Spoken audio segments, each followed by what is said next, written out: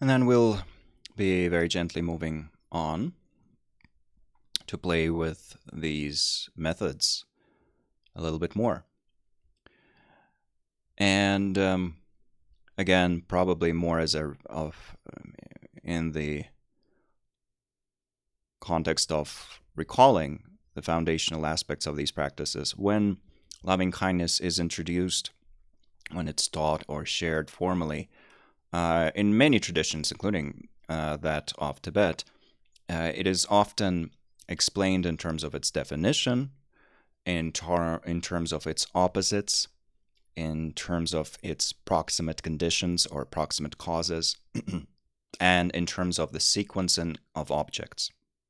So for the definition, again, loving kindness in particular, Maitri or Metta or Jampa, is defined as the wish for sentient beings, for beings who feel, to have happiness and the causes of happiness.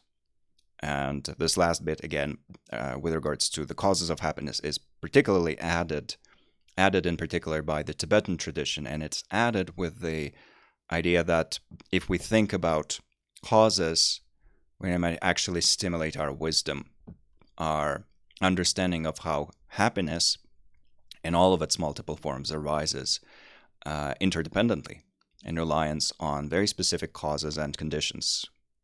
Some causes are necessary for hedonic or outer happiness. Some causes are necessary for eudaimonic happiness, the happiness that comes from within. So by meditating also on this last bit about the causes of happiness, we are stimulating our interdependence-related thinking. And slowly, we can start building up those causes to then experience happiness itself. So that's the foundational definition. And of course, more could be said about then the technical definition of happiness in this context and what are the causes of that, blah, blah, blah. And then in terms of its opposites, we're often introduced to two primary things known in the Pali tradition as the near enemy and the far enemy. Where the near enemy, where the far enemy of loving kindness or love is sometimes translated as animosity or even malevolence, or simply aversion in a way. It's just this wish for someone to not be happy, you could say, the full opposite of the wish that is loving kindness. So as we're working with loving kindness over time, as we're extending it to more beings, and as we're extending it to more beings with greater intensity, we are slowly overcoming the habits related to this animosity, I guess, this mental state in which we're wishing for someone to not be happy and free. And very obviously, here we can notice that this attitude can be present not simply towards the big evildoers in this world, not simply towards people that we personally dislike, but also towards ourselves. And many people would be familiar with the famous story about self-hatred and Tibetans, which happened, I believe, in the Mind and Life Conference of 1996. So for those who haven't heard of this, Mind and Life conferences are these big meetings between the Buddhist contemplatives and different scientists from different branches, different disciplines, very often from cutting-edge science in terms of neurophysiology, quantum physics, environmental science, and so forth. You would sometimes have Nobel laureates or future Nobel laureates, as it turns out, present, or you would have leading experts in their fields, people like Paul Ekman and Richard Davidson and many, many other great experts in different branches that could somehow have a dialogue with Buddhism. So those conferences were happening for a while, and then the Mind and Life Institute was formed to facilitate both the meetings and the research in this area of applied contemplative science. And they have a fantastic podcast, which I very highly recommend, the Mind and Life podcast, with a fantastic host, Dr. Wendy Hassenkamp. So if you're interested in this Buddhism it's science bit, their podcast is really, really great. Not all episodes would probably resonate with everyone, but there's a huge variety of speakers and guests and topics covered.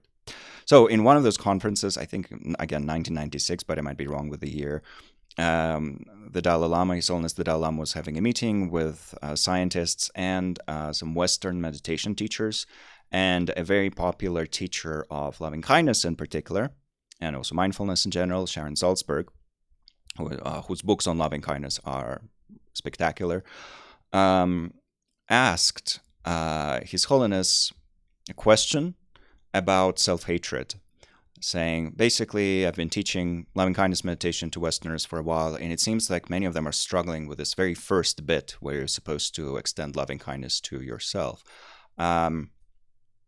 Any advice? Would it be meaningful to spend extra time on that? Because it seems like a lot of my students are suffering from self-hatred. And the Dalai Lama said, what's that? Because, again, to repeat what Dr. Alan Wallace, who I think was present there, said, you can literally translate self-hatred into Tibetan, but it still doesn't make much sense.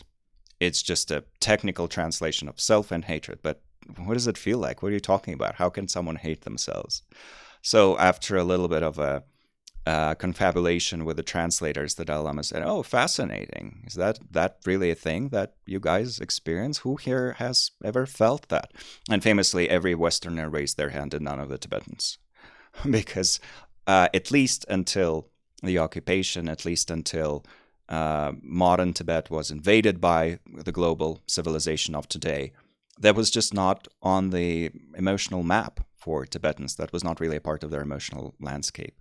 And quite obviously, for many of us, these experiences of toxic shame, self-hatred, difficulty in being gentle with ourselves, yada, yada, yada, all of these are strongly present.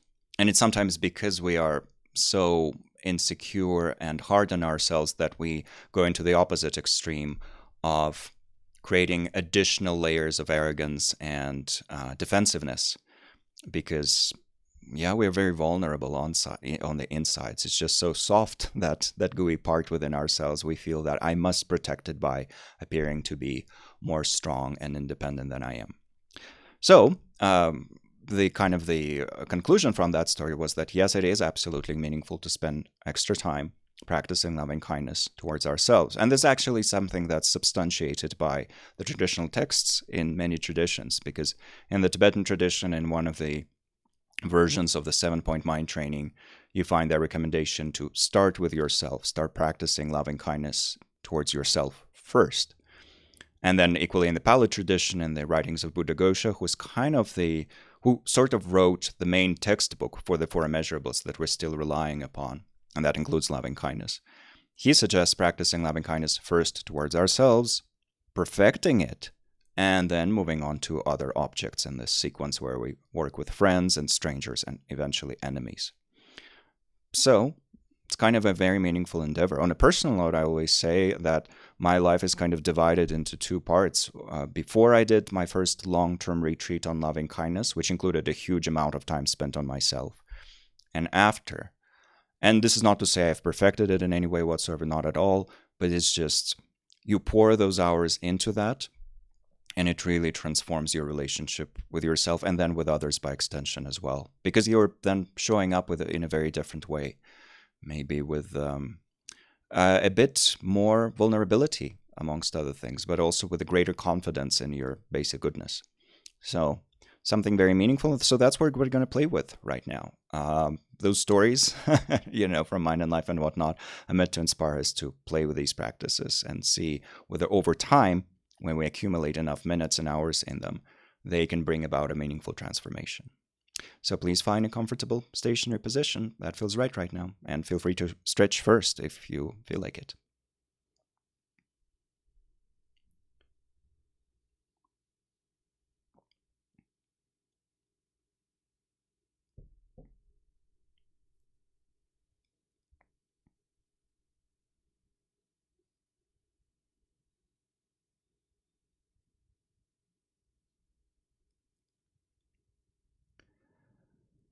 We begin the actual practice by bringing our awareness to the body, and in particular noticing the contact between our body and the ground.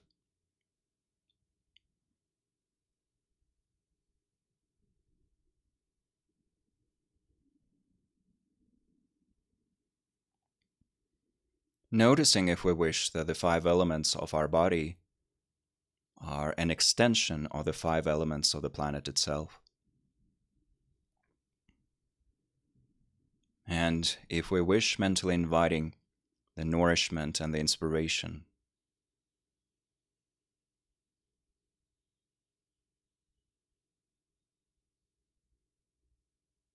The energy of the five elements that flows into us, supports us, helps us balance everything on the physical and the mental level.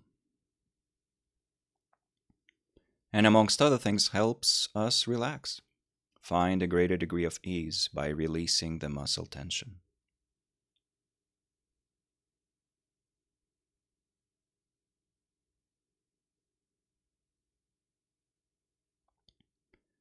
From the lower half of our body,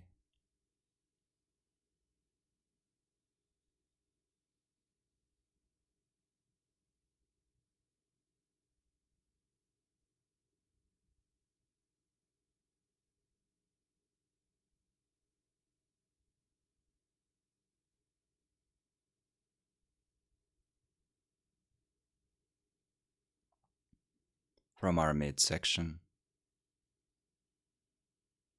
softening the abdominal muscles there.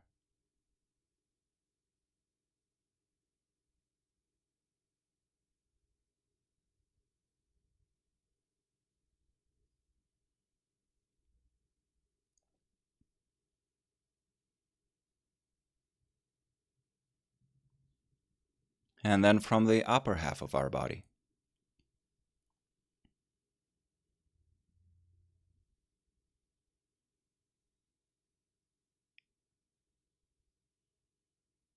and that of course includes our face.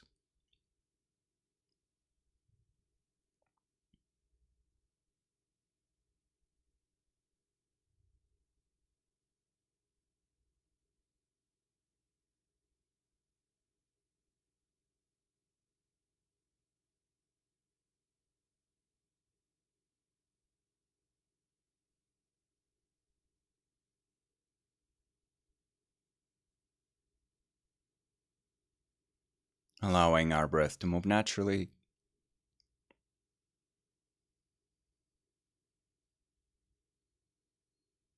and generating a truly positive, truly vast motivation for our practice. May it contribute to, and this is where we explore or express our highest aspirations, and breathe life into them for a little while.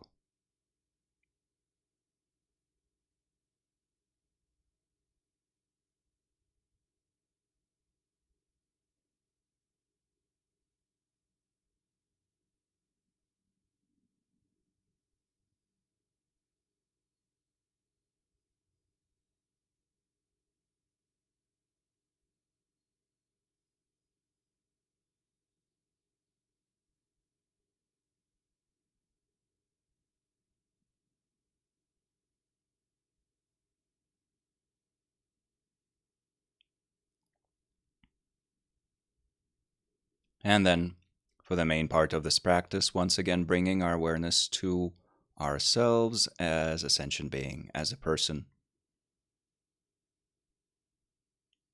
with a body, with a mind, with a name, with some personal history.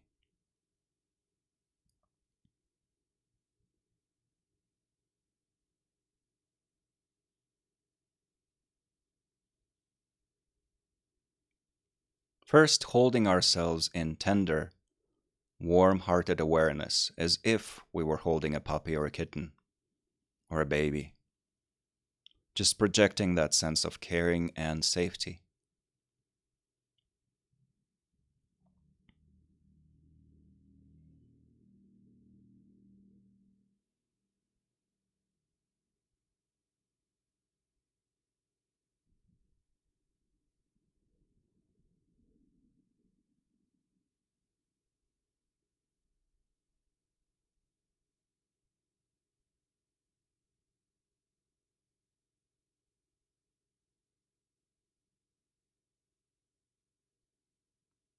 If we wish, we can Imagine that we're strengthening it with each new exhalation or inhalation, whatever works.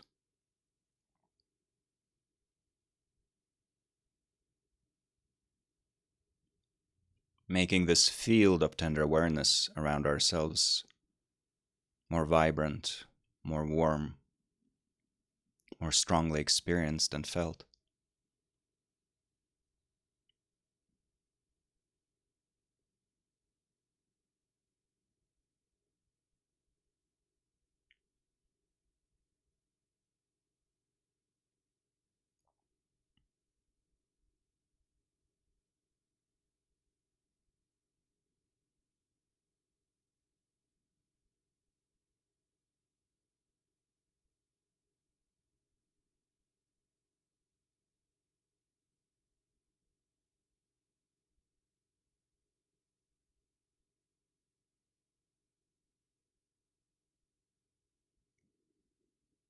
And then allowing this foundational quality of caring to crystallize into loving kindness proper. The wish, may I be happy and have the causes of happiness.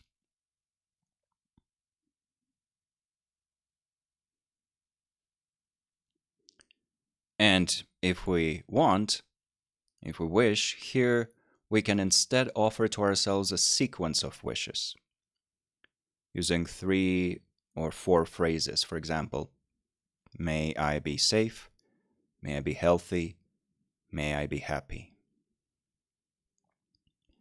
And we work with those on a loop. We generate the first wish, let's say, may I be safe, we rest in that. And when our mind starts getting distracted, we move on to the second one, may I be healthy. And then eventually it's may I be happy. And then it's may I be safe again. Again and again and again, turning the wheel of loving kindness.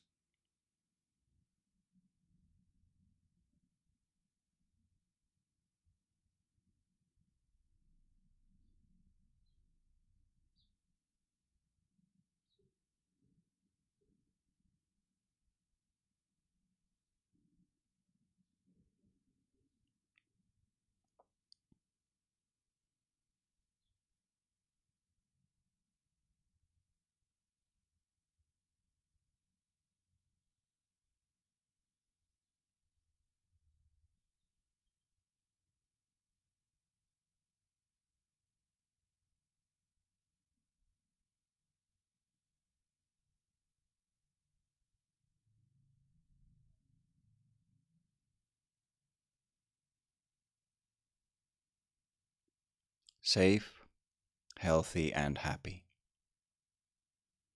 Or simply happy if we prefer a simpler phrase. But coming back to it again and again and projecting it into the depths of our being, as if blessing a stream of our physical and mental energy.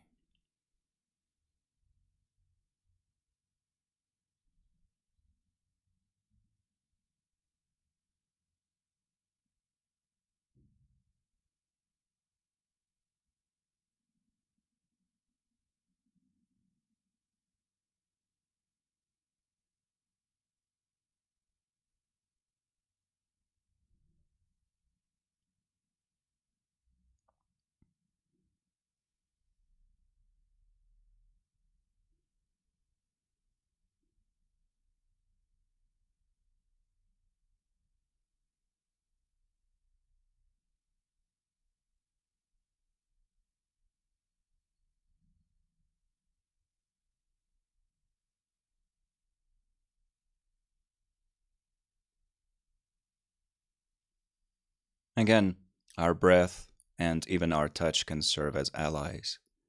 We can strengthen the intensity of each wish with the natural exhalations, or we can project that wish into the depths of our being through our touch, gently touching our body and conveying this wish.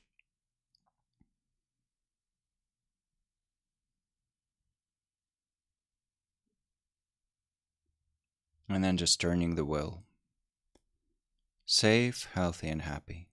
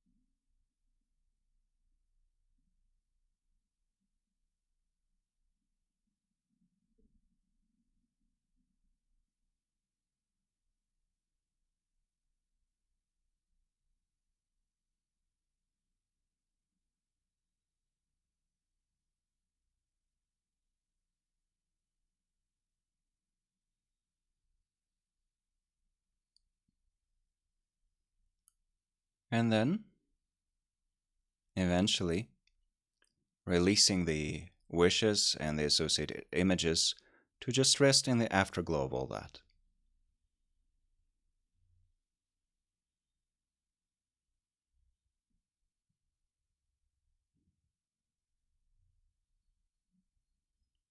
And then mentally dedicating the energy of this specific practice, this specific meditation session.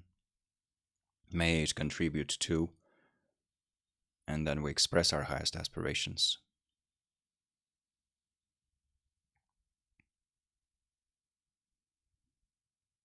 And then coming back to the body and slowly introducing a tiny bit of movement as we gently conclude.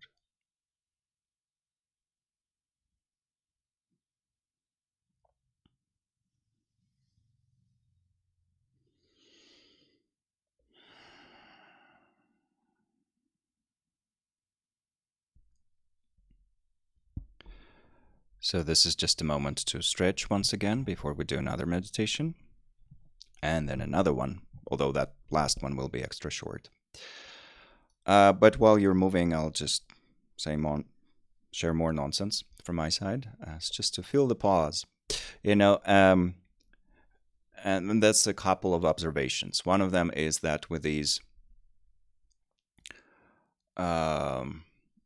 individual wishes, so I guess these subcategories of wishes that we can use for practicing loving kindness, where we wish for ourselves to be, again, let's say, safe, healthy, and happy. The Tibetan tradition often reminds us that there's levels to it, or there's layers to these wishes, right? Because we can say, may you be safe, and mean outer safety, which of course is incredibly important. But then there's also inner safety, just the feeling of being safe. And then there's a deeper safety related to our mind being safe from its own afflictions. And then eventually there's the ultimate safety of full awakening, they would say. So similar thing is said with regards to health. Outer health, of course, is amazing if you have that. To whatever degree you have that, that's seen as a blessing.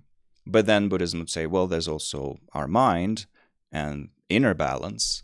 And then, of course, there's the ultimate, they would say, health of full awakening. So that's kind of the ultimate aspiration, which does not in any way negate or invalidate the previous outer levels, or levels that are more on the outer side. So, and of course, obviously with happiness as well, there are degrees and levels to it. So the beauty of these practices in which we use these elaborate phrases is that it's kind of all of it. May you be physically safe right now, but also eventually gain full awakening. That is the ultimate safety, and the entire spectrum between those two things. There's no thing that is seen as negating the others or invalidating the others. So I think that's something very beautiful. And then with regards to this, again, sequencing of objects where we start with ourselves, that's Buddhaghosa's recommendation, and he's really a source for these elaborate instructions on loving kindness. Traditionally, after we've trained with ourselves, and in the modern day and age that might require multiple hours, if not hundreds, if not thousands of hours, we would move on to the categories of so-called friends, meaning the beings that we like, so-called strangers, meaning beings that we feel indifferent towards, and eventually the so-called enemies, meaning the beings that we feel certain tension towards. We don't like them particularly. They're disagreeable for whatever reason.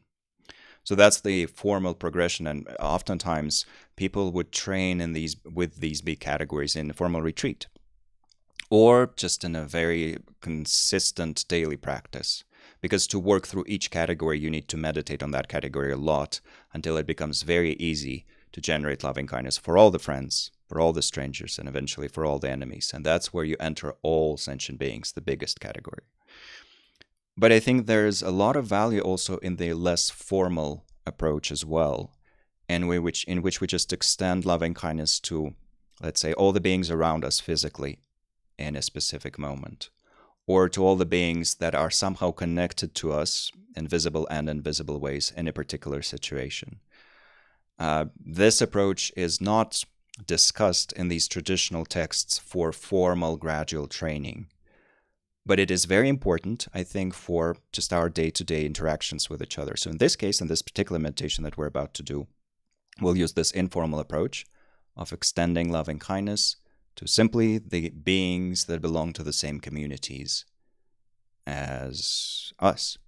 It can be this temporary community that we formed by joining this retreat, or it can be another community or several communities that you want to might think of. And then just towards these beings, we'll start practicing loving kindness to see how it works and to make it a bit more habitual. Yeah, so that's the general idea. So please find a comfortable stationary position. Again, if you want to move to a chair and there is a chair, absolutely fine. If you want to, change your position and lie down, especially if you're practicing at home, also totally fine. Lots of options, always. We need to be gentle with ourselves in these practices. And eventually, we bring our awareness back to the body.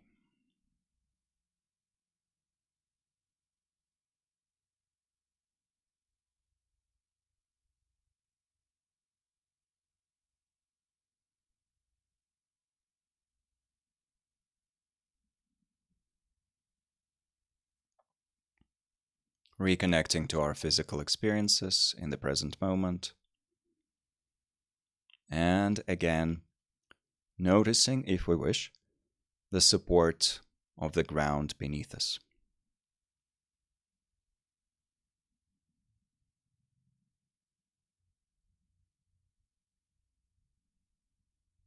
The firmness and the stability there, which we can invite into our body as a wave of strength and relaxation.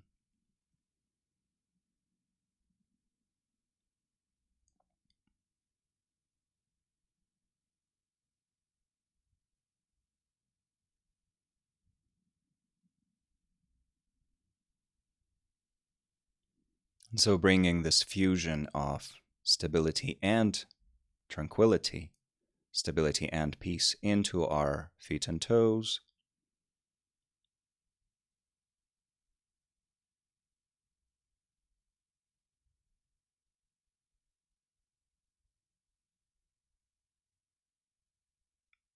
And then our legs.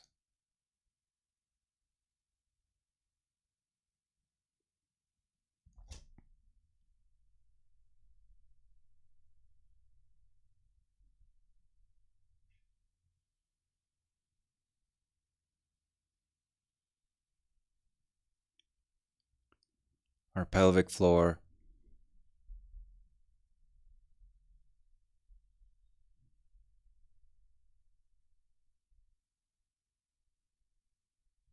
And our abdomen.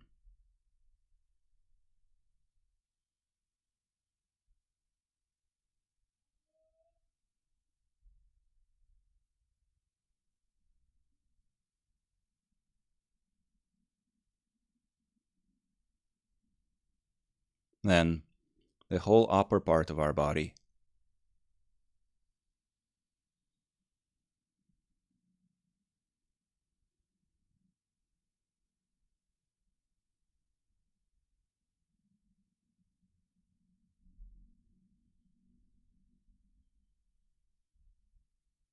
And finally our face.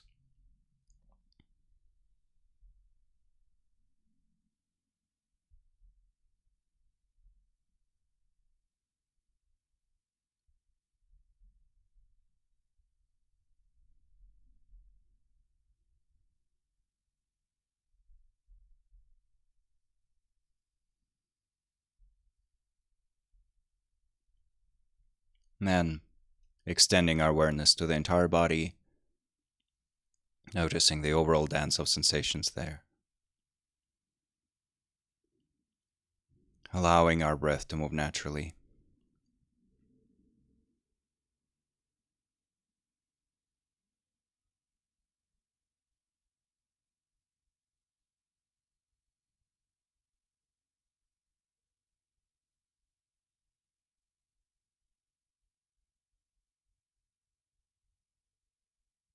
And then reestablishing the positive motivation for this practice. Thinking of our highest aspirations and breathing life into our resolve to realize those eventually. Our wish to progress towards them.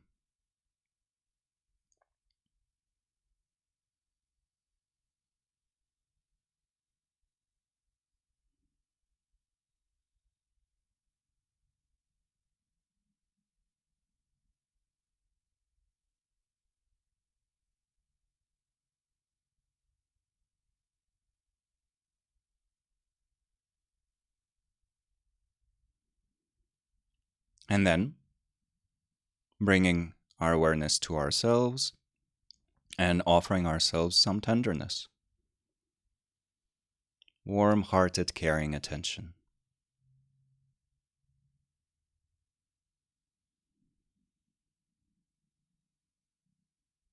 Holding this very person present here, practicing here, in a cloud of caring, in a cloud of non indifference.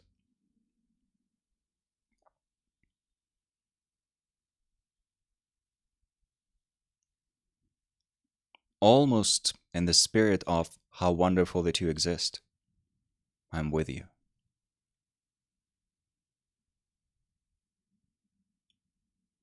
Except we don't say those words, we just project that level of warmth and caring.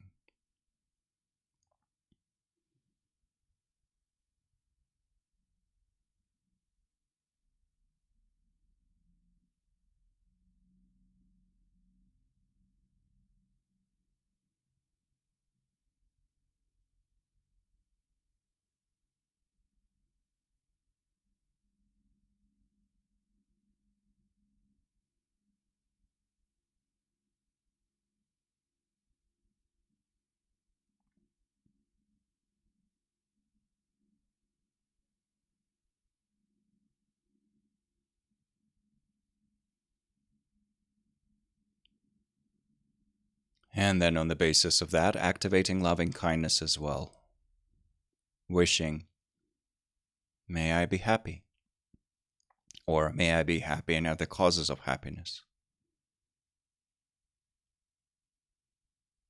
Or may I be safe, may I be healthy, may I be happy. And here we can use our own sequence of phrases as well, if we wish. Ideally, keeping it relatively short, 2, 3, or maximum 4 phrases at the same time.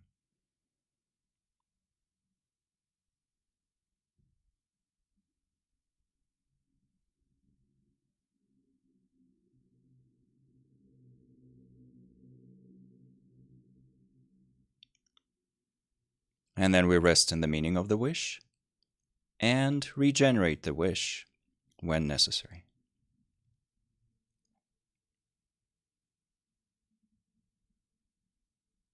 Coming back to it again and again.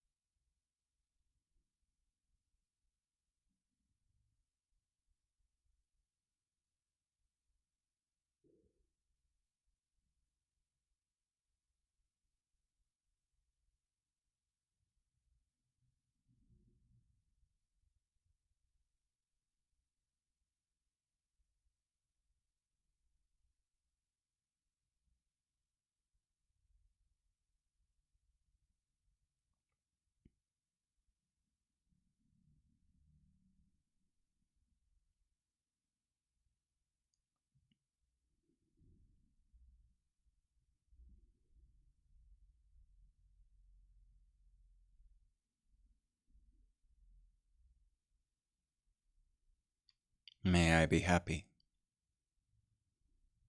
Or safe, healthy, and happy. Or happy and have the causes of happiness.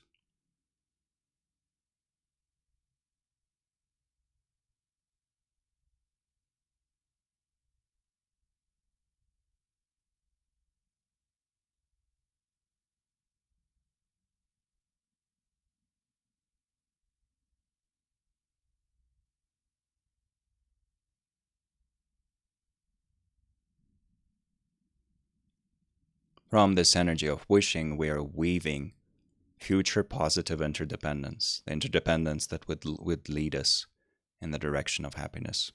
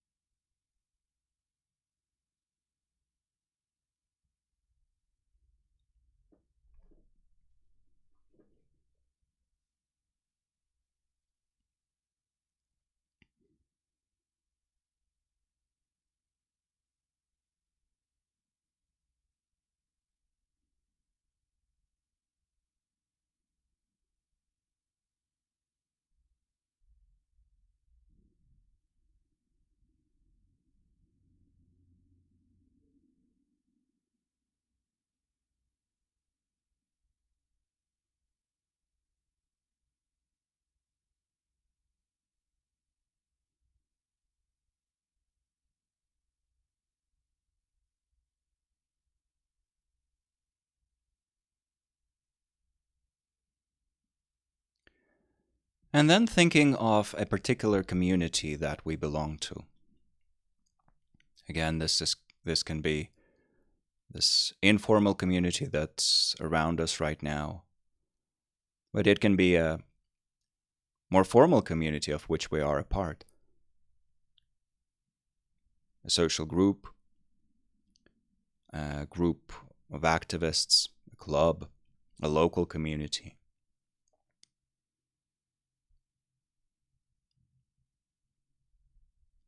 A larger gathering of beings, essentially. And by thinking of this community, we first recall that each and every being also wants to be happy, also wants to be free from suffering, and also wants to be held in tenderness.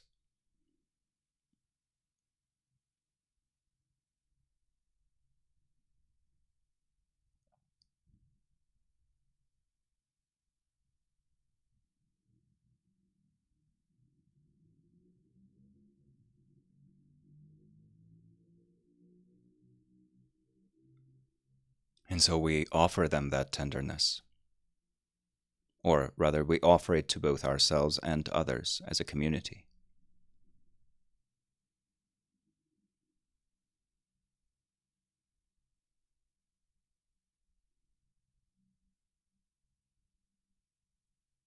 Some authors use the term we care as opposed to self-care.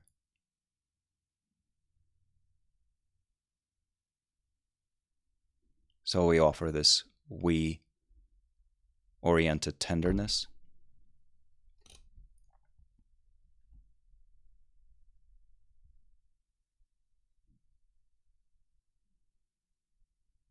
And then we offer loving kindness using the same wishes that we used for ourselves. The simple phrase or the more elaborate combination of phrases.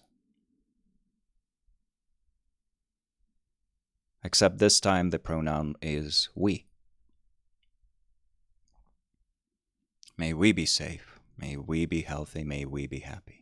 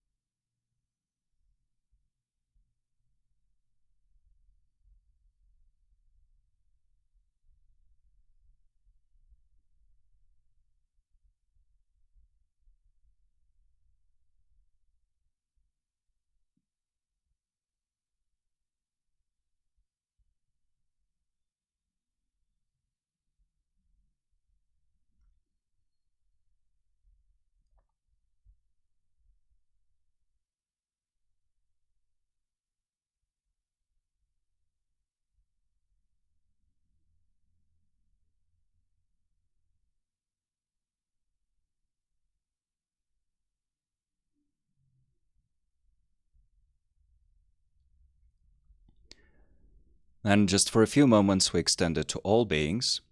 Again, the same wishes of loving kindness now oriented towards all.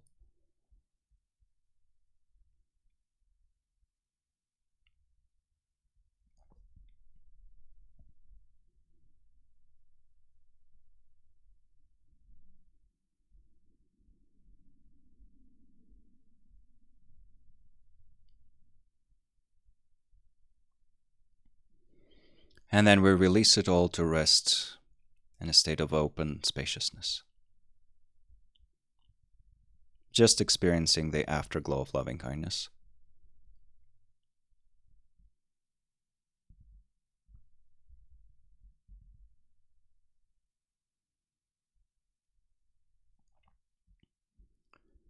And then dedicating the energy of our practice to our highest aspirations once again.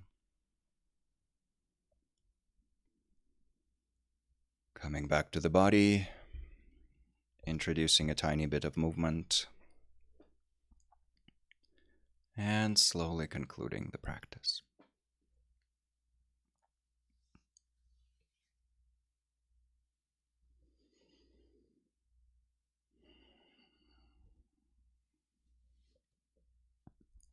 Thank you. And this is just a moment to do a very tiny stretch break, I guess, because now we're going to do a short meditation. So if you need to move around, to drink some water, or reshuffle the stuff around yourself, please do that. And then we'll do an even a practice of loving kindness that is a formal meditation, in that we are, yes, relaxing the body and so forth, generating the motivation and dedicating the energy at the end. But it is very informal in terms of its sequence, the sequence of beings that we use in it. It's the practice of loving kindness through free associations, which is one of my favorite methods to just use when I have some extra time. It's a fun thing to do when you are in a jacuzzi, if you ever find yourself in one. It's a fun thing to do on a plane. It's a fun thing to do kind of when you just have 5 minutes for meditation and you don't want to think about, again, the formal training in categories of beings. In this practice, you just allow your mind to travel between different beings freely.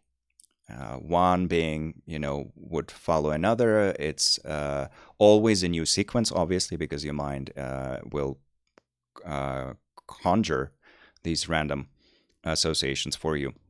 And as you put your mind on each individual being, you just, for a few breaths, offer them the wishes of loving kindness. So for 1 or 2 cycles of breathing, essentially, you're kind of blessing them with that wish. May you be happy. You try to feel that as sincerely as possible. And then you move on to the next being, and then the next one, and then the next one. And it just keeps happening until the formal duration of the practice, until you're done with that.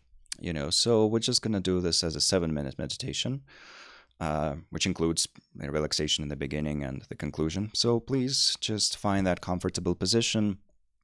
And then if you wish, bring your awareness to the body to first do 3 deeper in-breaths and out-breaths.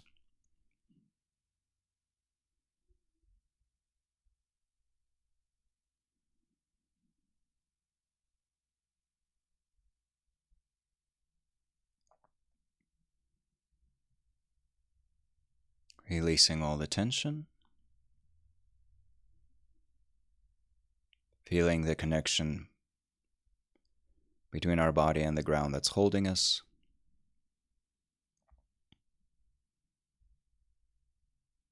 And generating a truly vast and positive motivation as the foundation for this practice.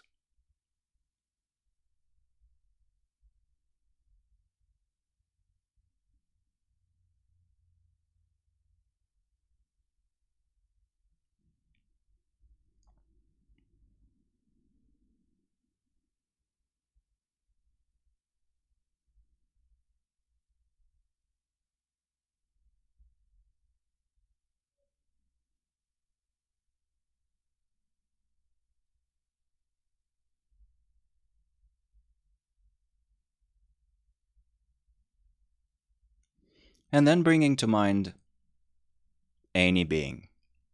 We can think of ourselves, of course, or we can think of a friend,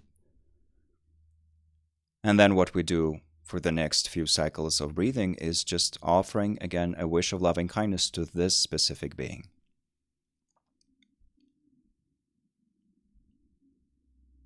With as much sincerity and tenderness as possible. May you be happy, truly.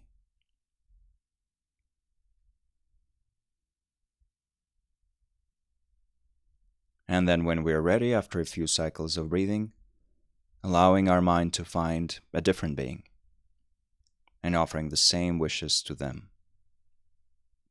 And then the next being, and then the next.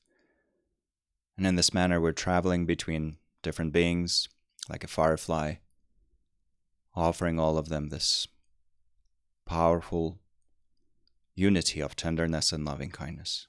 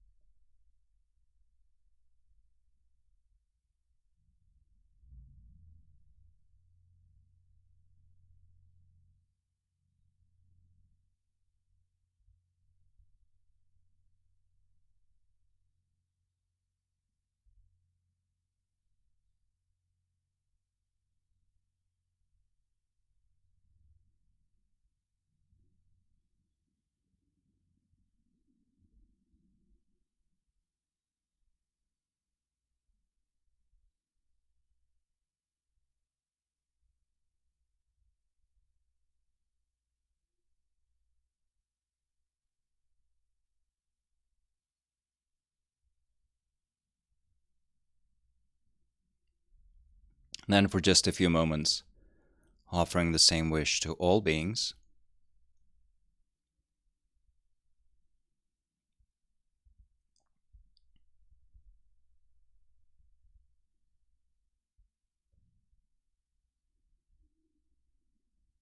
Then releasing it all to rest in openness.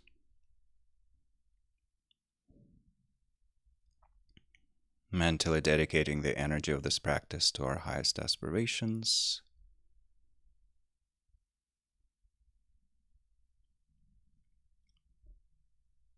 coming back to the body and slowly introducing some movement to the body as we conclude the practice.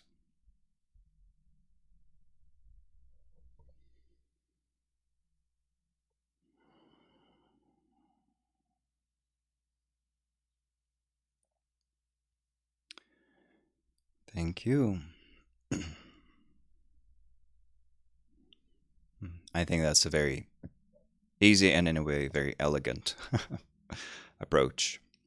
It's not a replacement for the more formal, gradual training in extending loving kindness to different categories. That's still, well, most often described as indispensable at some point. But it's just a great way to strengthen our connection to many, many individuals. And connection here doesn't mean we need to actually interact with them if it's not safe or not comfortable. It's more about just keeping our heart truly open in this manner. And for the final minutes of this session, we wanted to offer a journaling prompt related to loving kindness in its expressed form. And in this case, again, loving kindness towards ourselves. So the question is very simple. How can I express loving kindness towards myself more consistently? And of course, consistently here, it might not be the main word for you. Maybe you would prefer to think of more wisely or more strategically. You can add any specific category that you want to explore, but it's about expressing loving kindness towards yourself. So whatever comes to mind, again, no wrong or right answers, obviously, just our own reflections on, hey, how can I express this thing towards myself, on top of training in it formally in meditation and therapy and similar activities. So let's just spend the next 4 minutes taking down some ideas, writing down some ideas, and then we'll do another 20-minute break before our final session for today.